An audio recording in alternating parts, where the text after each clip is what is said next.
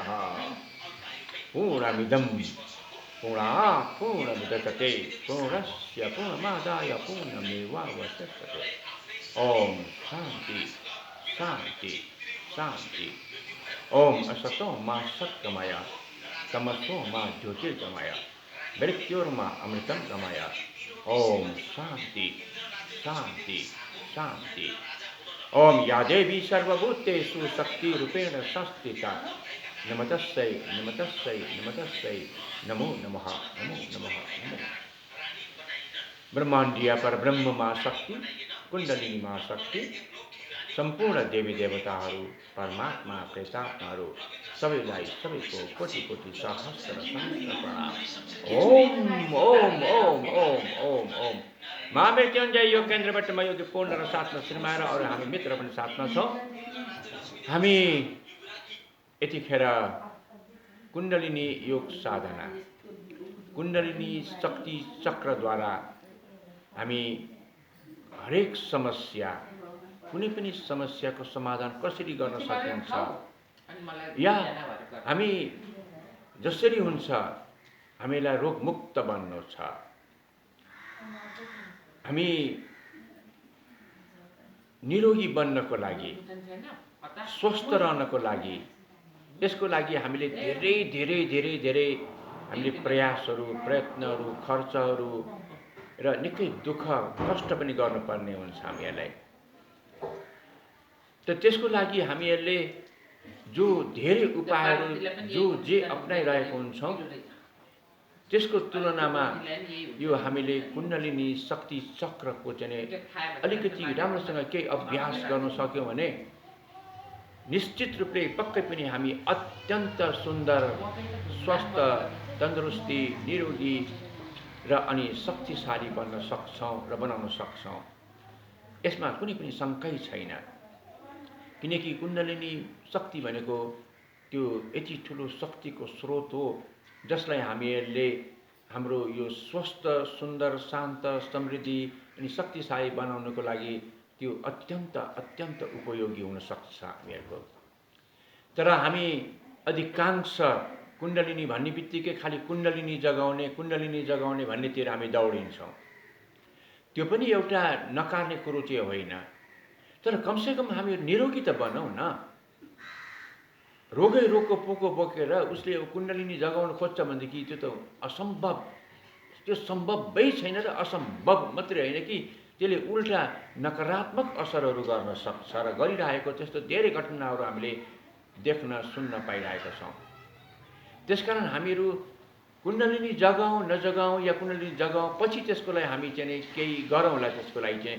तर अहिले हामीहरू यो कुण्डलिनीलाई निरोगी बन्नको लागि अत्यन्त स्वस्थ रहनको लागि अनि हामी अति सुन्दर अनि शान्त त्यति मात्रै होइन अत्यन्त समृद्धि र अनि शक्तिशाली बन्नको लागि हामी कमसेकम कुण्डलिनीको केही विधि प्रविधि केही प्रक्रिया हामी प्रयोग गरौँ।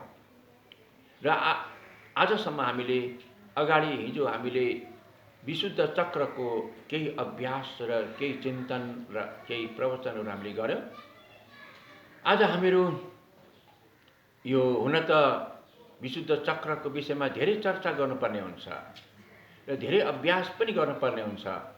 तर अहिले हामीहरू जति अहिले जो जे यहाँ बताइयो जस्तो जालन्धर अनि उदान प्राण थाइरोइड ग्रन्थि पाराथाइरोइड ग्रन्थि हाम्रो भोकल अनि टन्सिल हाम्रो स्वरनली अन्ननली रक्तनलीहरू यी चाहिँ घाँटीमा भएका ती क्षेत्र र ती अङ्ग ती ग्रन्थिहरूलाई ती नली नसा नाडीहरूलाई हामीले सुधार्न सक्यौँ, विकास गर्न सक्यौँ र अत्यन्त अत्यन्त गतिशील र क्रियाशील बनाउन सक्यौँ भने त्यसबाट हामीले धेरै धेरै धेरैभन्दा धेरै फाइदा पाउन सक्छौँ, लाभ पाउन सक्छौँ। एक त यो थाइरोइड यो हर्मोन्ससँग घनिष्ठ सम्बन्ध छ। यो थाइरोइड हर्मोन्सको कारणले अहिले धेरै धेरै धेरै पुरुषहरूको तुलनामा महिलाहरू अत्यन्त पीडित भएको पाइन्छ। यो हामीहरूले विशुद्ध चक्रको केही अभ्यास र केही हामीले त्यसको लागि चाहिँ परिचय जानकारी यदि हामीमा हुने हो भने हामी त्यो थाइरोइडको समस्याको लागि त अत्यन्त सजिलो र सहज रूपबाट हामी त्यसको समाधान गर्न सक्छौँ। त्योभन्दा पहिला अझ हामीहरू चाहिँ त्यो रोगै नलागोस्, बुद्धिमानी त त्यो हुन्छ कि कुनै त्यस्तो समस्या नै नहोस् र भइहाल्यो भने नि त्यसको लागि सहज ढङ्गबाट हामी त्यसको समाधान कसरी गर्ने त्यो उपायहरू हामीले गर्नुपर्छ र गरिन्छ। र अब आज हामीहरूले चाहिँ आज्ञा चक्रमा आज हामीहरू जानुपर्नेछ। हामी आज आज्ञा चक्रको यात्रा गर्नेछौँ। आज्ञा चक्रको यात्रा भन्ने बित्तिकै हामीले त्यो अनन्य अनन्त त्यो विशिष्ट हामीले अन्तर्लोक अन्तर्जगत भित्र हामीले यात्रा गर्नुपर्ने हुन्छ। हामीले विशुद्ध चक्रसम्म चाहिँ हामीले यो बहिर्जगतसँग जोडिएका केही अभ्यासहरू हामीले गर्नुपर्ने हुन्छ र गरिन्छ भने अब आज्ञा चक्रमा पुगेपछि अब यहाँ हामीले त्यो स्थूल जगतका यावत जे जति पनि चाहिँ हामीले गरेका छौँ तिनीहरूलाई अब हामीले बदलेर हामी अन्तर्यात्रा अन्तर्मुख बन्नुपर्नेछ। यसलाई अष्टाङ्ग योगमा ऋषि पातञ्जलले भन्नुहुन्छ जो यम नियम आसन प्राणायामसम्म चाहिँ हाम्रो चाहिँ बहिर चाहिँ अभ्यासहरू हुन्छ हाम्रो। जब प्रत्याहार धारणा ध्यान समाधि र प्रत्याहारबाट चाहिँ हामीहरूको अब अन्तरङ्ग आन्तरिक अत्यन्त सूक्ष्म जगत अत्यन्त शक्तिशाली हामी त्यो अन्तरिक्षको भित्र अत्यन्त रहस्यमय त्यो यस्तो किसिमको रहस्य कि त्यसलाई हामीहरूले चाहिँ एक अर्थमा त बुझ्नै कठिन छ भने एक अर्थमा फेरि त्यो बुझ्नु कुनै पनि यदि हामीले यसको सही ढङ्गबाट अभ्यास गर्यौँ भनेदेखि त्यो फेरि अत्यन्त सहज पनि छ। सहज यस अर्थमा कि यसको लागि हामीले कुनै पनि दौडधुप गर्नै पर्दैन। जे होस् बस हामीहरू चाहिँ शान्त भएर आँखा बन्द गरेर बसिदिनुपर्छ। हामीहरू बाहिरको यावत जो क्रियाकलाप र गतिविधिलाई हामीले बन्द गर्नुपर्ने हुन्छ। जति पनि हामीले दौडधुप गर्छौँ, जति पनि हामीले चाहिँ अनेक किसिमको प्राप्ति र प्राप्तको लागि चाहिँ जो अथक प्रयासहरू गर्छौँ, निकै कष्ट दुःखहरू हामीले चाहिँ त्यसको लागि झेल्ने त्यस्तो चाहिँ हामी कर्महरू गर्छौँ, ती सबैलाई हामीले बन्द गर्नुपर्ने हुन्छ र हामी एकदम शान्त अत्यन्त शान्त एकदम निष्क्रिय भएर अब हामीहरू अन्तर्जगतको यात्रा गर्नुपर्ने हुन्छ। यदि त्यो हुन सक्यो भने अब हामीहरूको लागि त्यो कुनै ठुलो रहस्य नै होइन। त्यो होइन भने त्यो यति ठुलो जटिल रहस्य बन्दछ यो कि हामीले बुझ्नै सक्दैनौँ। बनाउने कोसिस गर्दै मान्छेहरू तनाव चिन्ता अशान्ति एकदम दारिद्र्यता दुखी अत्यन्त दुखी र डिप्रेसनसम्म पनि गइसकेका हुन्छन् मान्छेहरू। कतिले त आत्महत्या गर्न पुगिसकेका हुन्छन् भने कति त चाहिँ पागल र बौलासम्म पनि भएका हुन्छन्। किनकि त्यो अन्तर्जगतको त्यो अन्तर्यात्रा यति जटिल हुन्छ कि त्यो बुझ्नै सक्दैन र बुझ्दैन मानिसहरू। यदि अलिकति मात्रै बुझिदिएको भएदेखि त्यो स्थिति र त्यो चाहिँ घटना र त्यो अवस्था पक्कै हुने थिएन। अहिले WHO विश्व स्वास्थ्य सङ्गठनले पनि उसले भविष्यको उसले घोषणा गरिसकेको छ। अब भविष्यमा सबभन्दा एकदम खतरनाक रोग आउनेवाला छ र त्यो रोगको नाम हो डिप्रेसन, तनाव। यो तनाव, यो डिप्रेसन, बरु शारीरिक रोगको चाहिँ हामीसँग अनेक औषधिहरू छ, उपचार पद्धतिहरू छ, त्यसको समाधानहरू धेरै धेरै धेरै उपायहरू छ। तर मनकै रोग लाग्यो, मन नै रोगी भइदियो, मन नै एकदम शक्तिहीन भइदियो, मन नै अत्यन्त दुर्बल भइदियो भने अब त्यसको औषधि त असम्भव जस्तै हुन्छ, अत्यन्त जटिल, अत्यन्त कठिन हुन्छ। हुन त योगको अझ कुण्डलिनी विज्ञानको लागि त त्यो खास ठुलो कुरो होइन नै, त्यति समस्या पनि होइन त्यो चाहिँ। तर जसले त्यो अन्तर्यात्रा गरेको छ, अहिले हामी योग भन्ने बित्तिकै खालि हामीले अहिले चाहिँ यम र नियम पनि गर्दैनौँ। हामीले ऋषि पातञ्जलीको जुन अष्टाङ्ग योग हो, हामी ऋषि पातञ्जलीको योग गर्छौँ भनेर भन्न त भन्छौँ हामीहरूले, तर यम र नियमलाई छोडेर एकैचोटि हामी आसन प्राणायाम बस यति गर्छौँ हामी चाहिँ। त्यसपछि फेरि चाहिँ हामी छोड्छौँ त्यो प्रत्याहार, धारणा, ध्यान, समाधिलाई चटक्क छोड्छौँ फेरि हामी चाहिँ। अनि हामी भन्छौँ मैले अष्टाङ्ग योग गरिरहेको छौँ भन्छन्। एकदम सर्ती चाहिँ त्यो एउटा सत्यको खोज र सत्यको चाहिँ मार्ग देखाउने चाहिँ गुरुहरू पनि चाहिँ, योग सिकाउने गुरुहरू पनि चाहिँ सरासर झुटा बोल्छन् यिनीहरू चाहिँ। भन्छन् हामी अष्टाङ्ग योग गराइरहेका छौँ भन्छन्, यम पनि छैन, नियम पनि छैन, अनि उता धारणा ध्यान समाधि पनि छैन, केवल अलिकति चाहिँ आसन प्राणायाम पनि एकदम कमसे कम गरेको देखिन्छ, केवल आसन, त्यो आसनहरू गराएर त्यो चटक देखाए जस्तो देखाइदिने, यसैलाई योग भनेर चाहिँ भनिदिन्छन्। त यस्तो योग गरेर त पक्कै पनि हामीहरूले त्यो अन्तर्यात्राको जुन हाम्रो चाहिँ आरम्भ गर्नुपर्ने हो त्यो त पक्कै हुँदैन नै, हुनै सक्दैन। त हामीहरूले सुरुमा अलिकति यम र नियमको विषयमा पनि केही बुझ्नै पर्ने हुन्छ।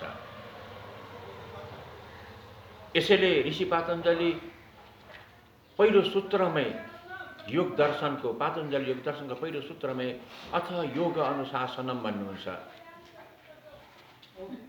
अत्यन्त मनोवैज्ञानिक महाविज्ञान, मनको यति ठुलो विज्ञानको विषयमा चर्चा गर्नु छ ऋषि पातञ्जली।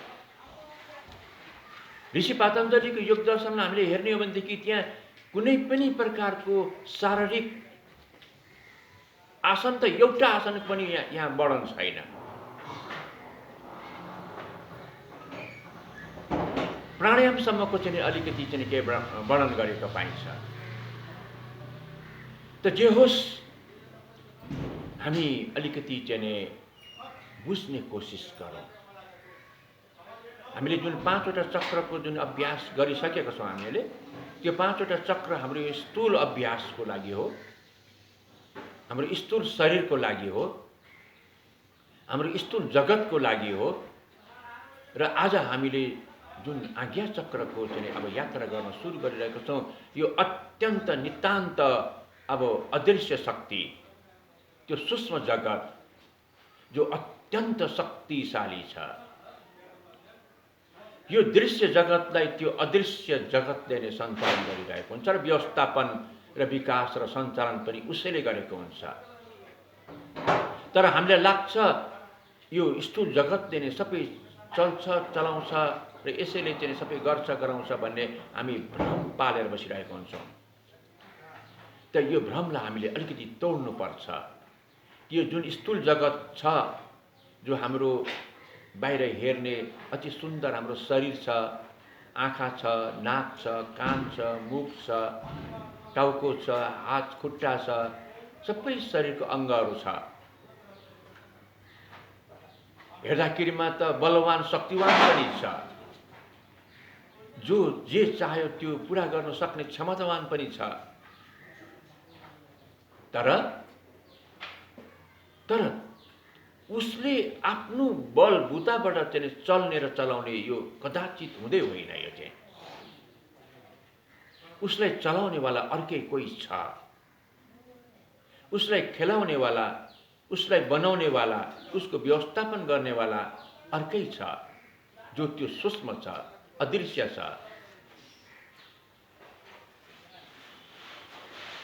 त्यो सूक्ष्म जगत, त्यो अन्तर जगत भित्र प्रवेश गर्नको लागि यसैले कुण्डलिनी विज्ञानमा यो आज्ञा चक्रलाई तेस्रो आँखा पनि भनिन्छ। तेस्रो आँखा भन्नुको अभिप्राय हो अब हामीले बाहिर हेर्ने जुन दुईटा आँखा हो, अब त्यो आँखालाई हामीले बन्द गर्नुपर्छ। यदि आज्ञा चक्रको हामीले अब अभ्यास गर्नु छ, आज्ञा चक्रको विषयमा हामीले बुझ्नु छ, आज्ञा चक्रको विषयमा हामीले केही जान्नु छ र आज्ञा चक्रको हामीले केही अभ्यासहरू गर्नु छ भने अब हामीले जुन बाहिर हेर्ने जुन दुईटा आँखा हो यसलाई हामीले बन्द गर्नुपर्ने हुन्छ। यो दुईटा आँखा बन्द मात्रै गरेर पनि त्यो कहाँ हुन सक्छ र? त्यसको साथमा हामीले जुन हाम्रो सुन्ने क्षमता, सुँघ्ने क्षमता अनि स्वाद दिने क्षमता र स्पर्श गर्ने क्षमता, यो पञ्च ज्ञानेन्द्रिय भन्छ। यिनीहरूलाई पनि हामीले बन्द गर्नुपर्ने हुन्छ। यी पाँचवटै ज्ञानेन्द्रियलाई हामीले हेर्ने, सुन्ने, सुँघ्ने, स्वाद दिने, स्पर्श गर्ने, यो पञ्च ज्ञानेन्द्रियलाई हामीले बन्द गर्नुपर्ने हुन्छ। समाप्त चाहिँ होइन, यसलाई बन्द, जुन जसरी आजसम्म हामीले जन्मेर आजसम्म हामीहरूले केवल यो पञ्च ज्ञानेन्द्रियलाई बाहिरी जगतमा मात्रै जुन हामीले अहिलेसम्म प्रयोग गरिआएका छौँ, अब हामीले केवल यति बदल्नु छ कि त्यो बाहिर जुन प्रयोग गरेको जुन हाम्रो इन्द्रियहरूलाई अब हामीले अन्तर जगतमा प्रयोग गर्ने हो। अब हामीले जुन हामीले अहिले हेर्छौँ, सुन्छौँ, सुँघ्छौँ, स्वाद लिन्छौँ, स्पर्श गर्छौँ, यो पञ्च तन्मात्रा भन्छ। यी पञ्च तन्मात्राले नै पञ्च ज्ञानेन्द्रियलाई सञ्चालन गर्ने गरेको हुन्छ। त अब हामी अब स्थूल जगतबाट हामी अब अन्तर जगततिर अब हामी जानुपर्ने छ र एकदमसँग चाहिँ मेरुदण्डलाई सिधा बनाएर सबभन्दा पहिला त आँखा बन्द गर्नुपर्ने हुन्छ। पुरा आँखा बन्द गरेर अब हामीहरू तेस्रो आँखा खोल्ने कोसिस गर्नुपर्छ। हामीले सकभर त हेर्दै नहेर्ने, जुन आजसम्म हामीले जुन हेर्ने त्यो प्रयत्न र प्रयास, त्यो यतिसम्म कि बिहान उठेदेखि बेलुकी नसुतेसम्म त यो आँखाले हेरे जिन्दगीभर, जीवनभर। त्यति मात्रै होइन, बाहिर बिहान उठेदेखि बेलुकीसम्म हेरे मात्रै होइन, राति आँखा बन्द गरेर निदाएको अवस्थामा पनि सपनाको निर्माण गरेर त्यो सपना हेरै गर्छ। कमसेकम सुतेको अवस्थामा जब हामी आँखा बन्द गर्छौँ त्यतिखेर त चाहिँ बन्द गर्नुपर्छ नि, त्यो पनि हामी गर्दैनौँ। आँखा खुला हुँदाखेरिमा त हामीले ल बाहिर आँखा खुला छ, हरेक दृश्य नचाहँदै पनि हामीले देख्न पर्ने हुन्छ, हेर्न पर्ने हुन्छ। तर जब हामी सुत्न जान्छौँ, जब हामी सुत्न जानुको अभिप्राय हो अब हामीले आँखा बन्द गर्नुपर्ने हुन्छ। आँखा बन्द गरिसकेपछि पनि त्यो अब हामीहरूको जुन हेर्ने जुन दृष्टिकोण हो, हेर्ने जुन अभिलाषा हो, हेर्ने जुन त्यो लोभ र लालच हो, अब त्यो झन् तीव्र भएर जाग्छ। त्यो अब त्यसले भित्रै नै मन र मस्तिष्कमा अब सपनाको निर्माण गरेर अब नाना किसिमको चाहिँ दौड गराउँछ। त्यसले चाहिँ यति दौडाउँछ मान्छेलाई, यति दौडाउँछ कि राजा जनकलाई चाहिँ एकपटक त भिख माग्ने बनाइदिएछ। मस्त निदाएका थिए, सपना देख्न पुगे उनले। राजा जनक सम्राट जब सपना देखे त्यो यस्तो सपना देखे तिनले कि भिख माग्दै हिँडिरहेका थिए उनी चाहिँ। सबैलाई गुहार्दै हिँडे, ए लौन मलाई बचाइदेऊ, ए लौन मलाई बचाइदेऊ भनेर उनी भिक्षा माग्दै हिँडे। निकै रोदन र करुणाको साथमा चाहिँ निकै आलाप र विलाप गर्दै रुँदै चिच्याउँदै म त मर्न लागे लौ न मलाई अलिकति एक गाँस मात्रै बहिनी खान देऊ, मेरो प्राण बचाइदेऊ भनेर रुँदै रुँदै रुँदै रुँदै उनी कति भिख माग्दै हिँडे, कसैले दिएनन् र अब खान नपाएर अब मरे भनेर मर्ने मृत्युको मुखमा पुगिसकेर अब मरे भन्ने बेलामा झल्यासै बिम्जे तिनी चाहिँ। अनि त उनी त एकदम शानदार चाहिँ नि त्यो अत्तर छर्किएको मङ बास्ना आउने अत्यन्त कोमल नरम त्यस्तो आनन्ददायी ओछ्यानमा सुतिरहेका रहेछन् तिनी त। भने यसरी मान्छेहरू चाहिँ नि जो बिहान उठेदेखि बेलुकीसम्म त दौडै गर्छ नै, तर आँखा बन्द गरेर पनि चाहिँ नि त्यो यति दौडिन्छ असीमित, बरु बाहिरी दौड चाहिँ बरु सीमित हुन्छ, चाहेर पनि धेरै दौड्न सक्दैन। तर जब अन्तर जगतमा जुन सपना बनेर दौडिन थाल्छ त्यो त असीमित हुन्छ त्यो। त यो दौडलाई हामीले बन्द गर्नुपर्ने हुन्छ। यदि आज्ञा चक्रमा जानु छ, यदि आज्ञा चक्रको यात्रा गर्नु छ भने अब यी दौडलाई हामीले पुरा रोक्नुपर्ने हुन्छ। र अब यत्रो चाहिँ नि हामीले जन्म मात्रै होइन कि यो जन्ममा पनि हामी जन्मेदेखि आजसम्म त दौडै छौँ हामीहरू। खै त हाम्रो के हो त प्राप्ति, खै त हामीले आजसम्म के पायौँ त्यस्तो यत्रो दौडधुप गरेर। त यो दौडलाई बन्द गरौँ र अब थोरै समय होस्, केही क्षण होस्, एक क्षण होस्, अब हामी आँखा बन्द गरेर अब तेस्रो आँखा खोलेर अब हामी भित्र हेर्ने कोसिस गरौँ, भित्र हेर्ने कोसिस गरौँ। अब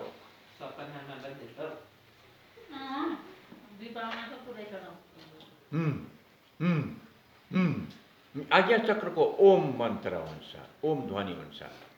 त्यो ओम मन्त्रलाई, ओम ध्वनिलाई हेर्ने कोसिस गरौँ। मनले ओम मन्त्र जप्दै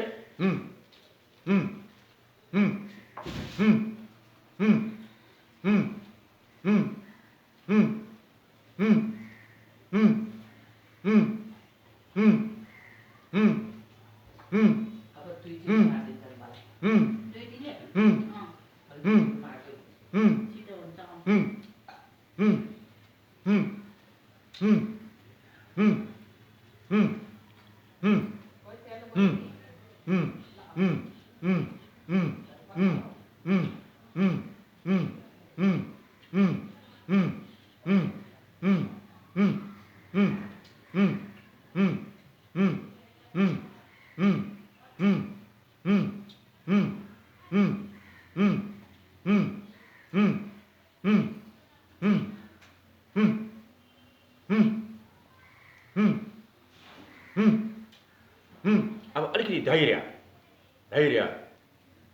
हेर्नलाई मात्रै हो भने हामीले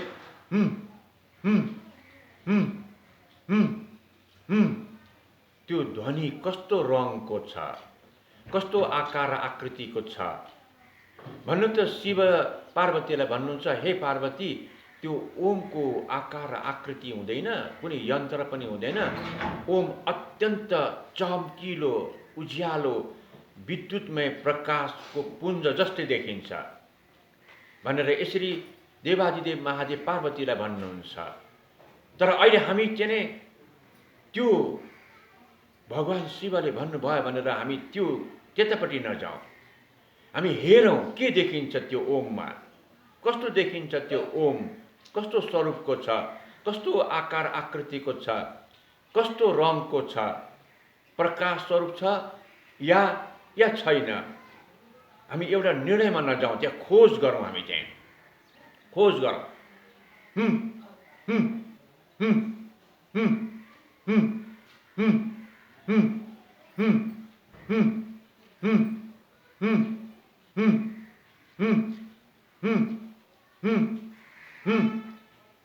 हामी देवादिदेव महादेवले भन्नुभएको छ प्रकाशको पुञ्ज छ भनेर यसरी विश्वस्त भयो भने अब हामीले खोज्दै खोज्दैनौँ, अब हामी जाग्दै जाग्दैनौँ। यहाँ जाग्नु पर्ने हुन्छ, यहाँ खोज्नु पर्ने हुन्छ। त्यसकारण खोजौँ हामीले चाहिँ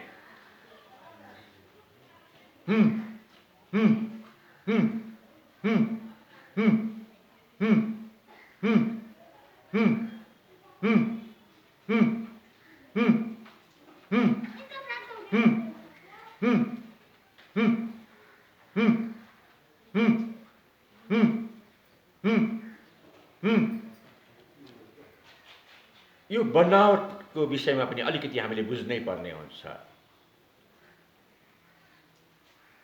इडा, पिङ्गला र सुषुम्ना, यसलाई गङ्गा, यमुना र सरस्वती पनि भनिन्छ। जहाँ गएर गङ्गा, यमुना, सरस्वती एउटै बिन्दुमा मिलन हुन्छ त्यसलाई त्रिवेणी भनेर भनिन्छ। यो आज्ञा चक्रलाई त्रिवेणी भनेर पनि भनिन्छ। हामीहरूको तल विशुद्ध चक्रभन्दा तल गएपछि यो एउटै त्यो ऊर्जा, त्यो एउटै त्यो शक्ति, एउटै त्यो महाबिन्दु, त्यो तीनवटा विभाजन भएर अनि त्यसले स्थूल शरीरको निर्माण गर्दछ, जसलाई हामीले इडा, पिङ्गला र सुषुम्ना भन्छौँ। चन्द्र, सूर्य र अग्नि पनि भनिन्छ त्यसलाई चाहिँ। अब यो जुन तीनवटा शक्तिको रूपमा चाहिँ विस्तार भएको त्यो ऊर्जा शक्तिलाई अब आज्ञा चक्रमा गएपछि त्यहाँ एउटै बिन्दुमा जोड्नु पर्ने हुन्छ हामीहरूले। जसरी गङ्गा, यमुना, सरस्वती एकै ठाउँमा मिलेपछि त्यहाँ त्रिवेणी बन्छ, त्यसरी नै हामीले त्यो इडा, पिङ्गला र सुषुम्ना, चन्द्र, सूर्य र अग्निलाई एकै ठाउँमा एउटै बिन्दुमा, महाबिन्दुमा चाहिँ त्यहाँ हामीले लय गर्नुपर्ने हुन्छ। र केवल एउटा, अब अनेक होइन, अब तीनवटा होइन, अब केवल एउटामा मात्रै चाहिँ त्यहाँ केन्द्रित लक्षित हुनुपर्ने हुन्छ हामीहरूको चाहिँ ध्यान।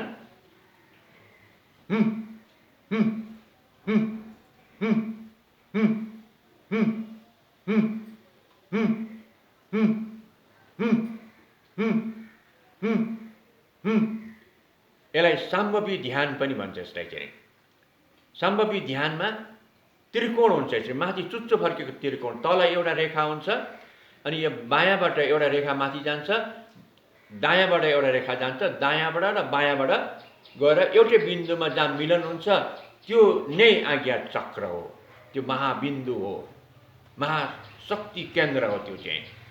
यसरी हामीले हाम्रो ध्यानलाई त्रिकोण बनाएर हामी यसरी माथि लिएर जानुपर्ने हुन्छ।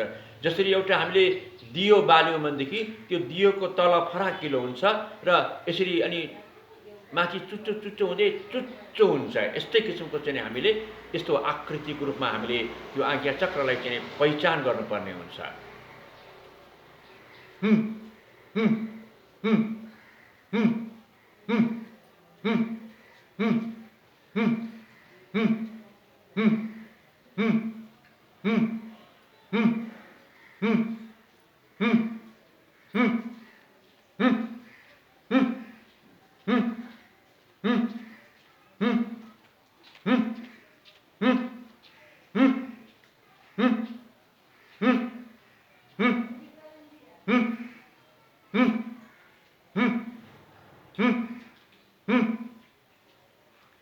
पुरै हामीहरूको कतिको त यति अवरोध कि यहाँ साइनस, पिनास, माइग्रेन र यहाँ कसैको त त्यो हड्डी जस्तै जमेर बसेको हुन्छ यहाँ चाहिँ। त्यस्तो अवस्थामा चिकित्सकहरू भन्छन् यसलाई त अपरेसन गरेर काटेर निकाल्नुपर्छ भन्छ। त्यो कफ हो, कफ जमेर हड्डी जस्तै बनेको हुन्छ, त्यो पुरै अवरोध हुन्छ।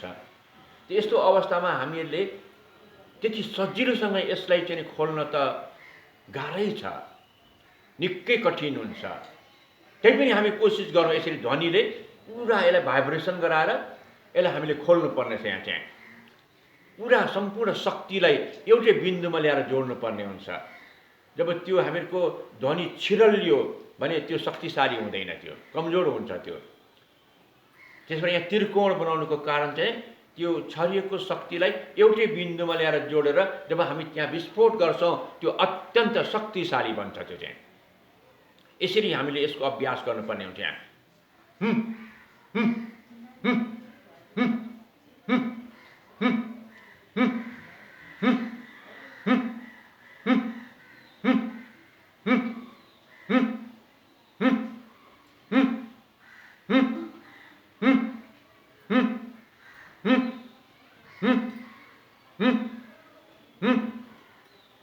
अब एकछिन यहाँ घर्षण पनि गरौँ, किनकि त्यो चिसोको कारणले पुरा यहाँ हामीहरूको चाहिँ कफ जमेर बसेको हुन्छ। अब त्यसलाई हामीले तताउनै पर्ने हुन्छ। त्यो ध्वनिसहितको भस्त्रिकाले यसलाई घर्षण गराउनु पर्ने हुन्छ। हामीले कोसिस गरौँ।